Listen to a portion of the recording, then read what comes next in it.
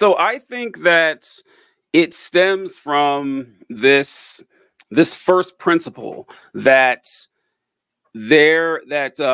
sexual purity or virginity is something that is to be valued above almost anything else, especially when it comes to girls.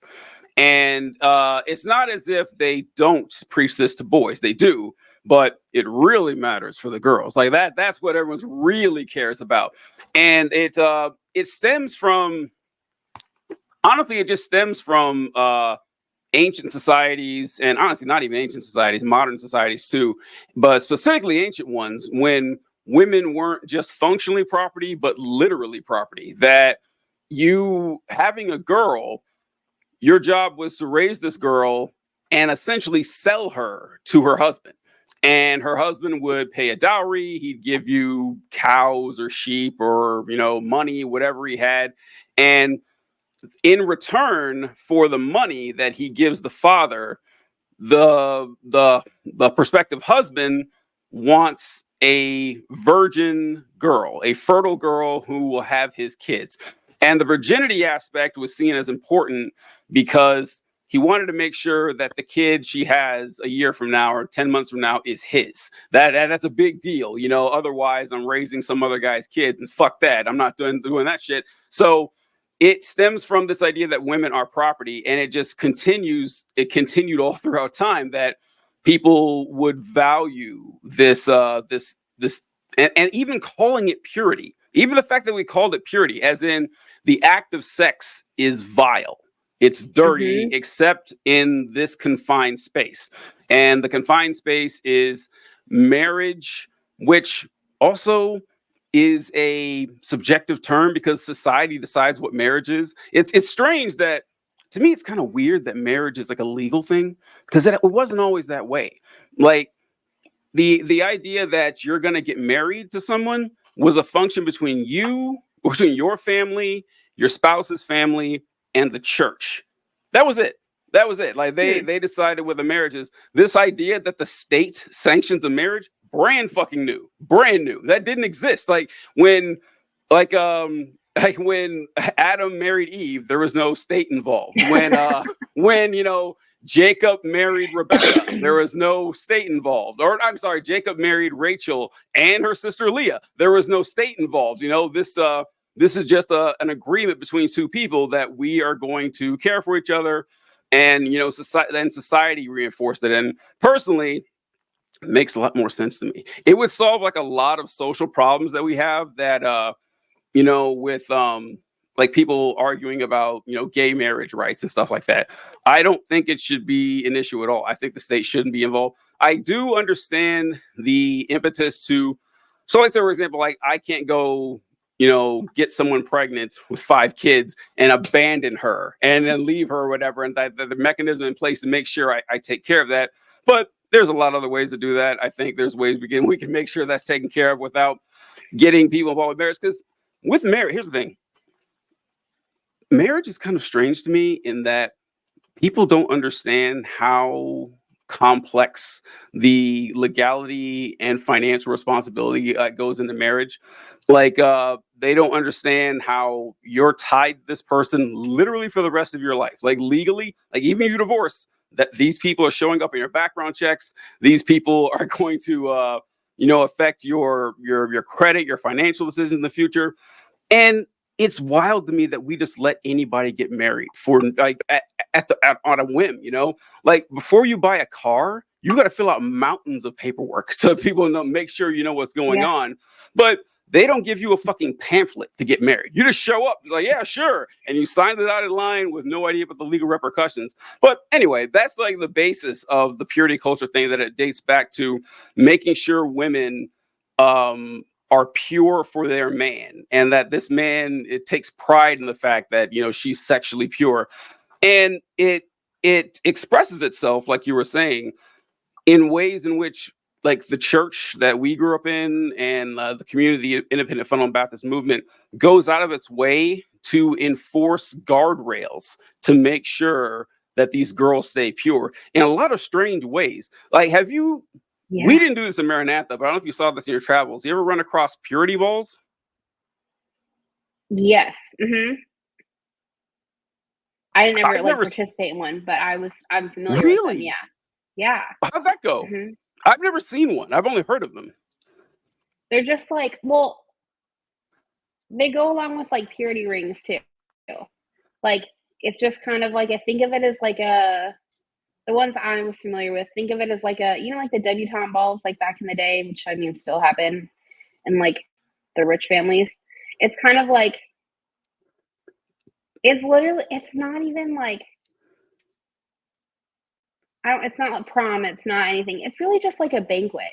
And you're just Hmm. like making like a public commitment in front of everyone. And of course your dad is there because dads and daughters in the IFB.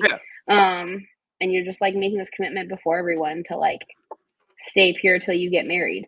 And like if you choose to live that lifestyle, I will support you. And like 100%. my problem is with like the way in which they go about it.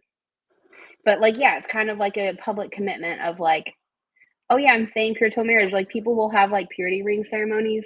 I think purity culture is really going away, at least in a lot of places. Like, and I don't probably not the IFB for sure. I mean, I'm assuming because they don't ever change, and they're stuck in the 1800s.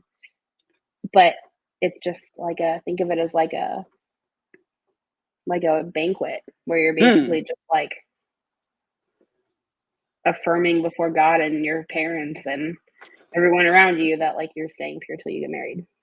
Yeah, I was at Tabernacle Baptist Church, and we didn't have a purity ball or purity banquet or anything, but I remember there was like a purity ceremony, a service or something, and Yeah, they it's had the weird. kids. They had the kids. Weird. We had to pledge that we would be, remain virgins. And we didn't have to. I Well, mean, and we were. some churches they sign contracts. Yeah, I'm trying to think if I signed anything. I remember making the pledge. I don't know if I signed anything or not. I can't remember, but I I do don't think remember going I to the ever altar. did. Yeah. Yeah, that's weird too to make you sign shit. But the banquet thing I didn't find out about till I was older, where the dad accompanies his daughter to this. It's really fucking creepy and weird. But what we wanted to discuss is like just this aspect itself and how it's treated Yeah. differently between males and females. So in my experience, the purity culture thing for the boys, it was that we were taught that first off, you are a disgusting sexual deviant and we know it. That's what we were taught like from childhood. Now, in my case, they happen to be correct, but it's unfortunate that way. But it's just like it's not fair to just like blanket that on kids. And they would say that you have like these, like, we know you're having these thoughts, like we know. And it was weird too because you're like, how do they know? And you're like, oh yeah, this happens to everybody. And so you think oh my God, God must have told them. Like God must have let them know that I'm having these thoughts and everything. And they're quick to let you know that these thoughts are immoral. You should feel bad about this. You should do everything you can to suppress this beast inside of you, because if you let it out, you're going to. I see. I remember this example, hearing it many times in church. And it was one of the things that I was like, okay, that doesn't make sense. There was a lot of correlation causation errors that I noticed honestly as a child. I was amazed how often I heard adults say this who I knew, who were supposedly smarter than I was. But I remember them talking about pornography, and they said that, well, I know a lot of you boys, you vile creatures that you are, you're going to be tempted to look at pornography. And I tell you what, Ted Bundy got his start watching pornography and reading pornographic magazines, and he became a serial killer. And so that's how you know it's wrong, because it leads you to end up killing women. And I thought, how many more men watch pornography and didn't become serial killers? I'm pretty sure he's the outlier. I'm pretty sure that's the exception, not the. Otherwise, there would be millions of serial killers, and that didn't happen. Yeah. So I saw this shit happen a lot, but they would do all these warnings, like all these warnings that you become promiscuous. You become, or not even promiscuous, like, because like there's decent reasons. Hey, don't be promiscuous. That's actually not a horrible advice, Yeah. but you become sexually active, you will become a monster. That's what they were Mhm. taught. And so it was mainly kind of like your heart is deceptively wicked above all things and desperately wicked, who can know it. and really pushing the guilt factor of having these thoughts. And we were taught that so you're going to have these sexual desires and they're going to be with you for the rest of your life.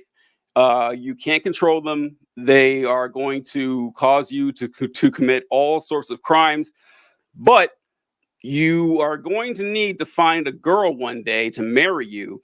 And I got news for you. She's not going to want to have sex with you. That was the underlying message of this, that sex was something that you want, that you will need to trick or coerce or sweet talk your wife into doing, because she's not going to want to do it. Because really, I remember thinking that as kids, like, well, okay, I guess women don't want to have sex. I guess that they do it as a favor for a man who's nice to them.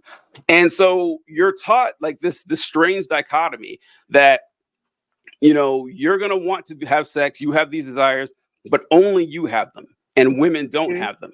And by the way, if you're having these feelings for men, that's a huge problem. You need to, you know, get rid of that shit right away. So from the males, like I remember one time I was at Northland Baptist Bible College, and I was at a basketball camp there.